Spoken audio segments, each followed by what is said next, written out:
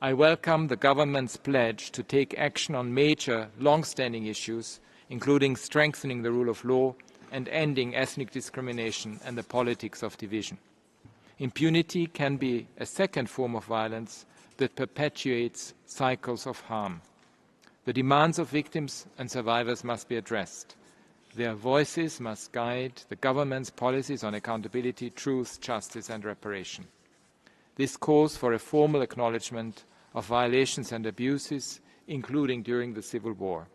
Victims and survivors need the state and its security forces to accept responsibility and recognize the lasting impact of violations and crimes committed by them, alongside those committed by non-state armed groups such as the LTTE. There must be a shared sense of the facts and a shared conviction that justice is being served. I welcome the President's statements in this regard and the increased space for memorialization by victims. Despite the government's commitment to repeal the Prevention of Terrorism Act, Mr. President, international engagement through my office, through this Council and the human rights mechanisms can play an important part in the change Sri Lanka so desperately needs. My office stands ready to assist Sri Lanka on this journey.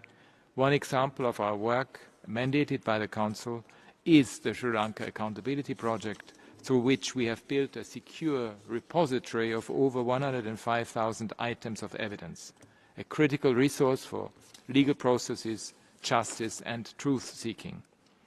I call on all Member States to support this work.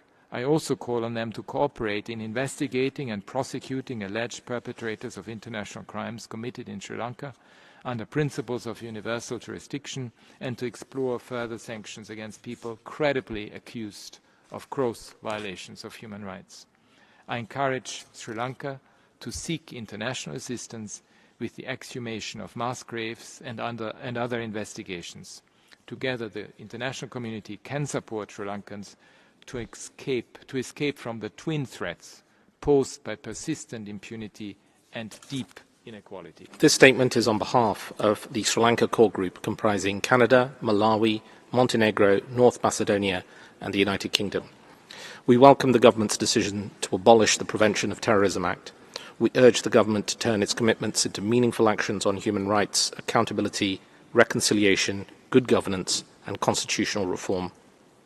It is crucial that investigations at mass grave sites are carried out in line with international standards and that journalists, human rights defenders and civil society organisations can operate freely and safely. We remain willing to work constructively with Sri Lanka. Our anti-corruption drive has been strengthened with new legislation enabling independent investigations and prosecutions leading to landmark convictions. The government is in the process of repealing the PTA and introducing new counter-terrorism legislation. Amendments are being formulated through consultations to the Online Safety Act. The government continues to strengthen the domestic reconciliation mechanisms by guaranteeing their independence and the necessary financial and human resources allocations.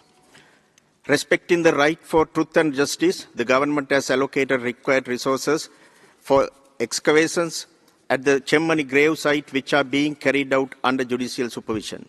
Mr. President, developments within less than a year clearly demonstrate our genuine commitment and determination to protect and promote the rights and well-being of all Sri Lankans through our domestic processes.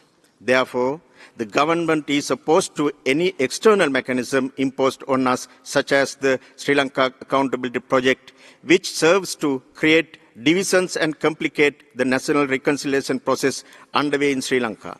We are committed to working towards a country that respects and celebrates the diversity of its people in line with our domestic legal framework.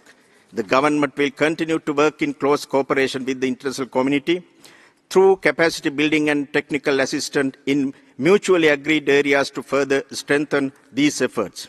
We urge this Council to take note of the progress made within a short period.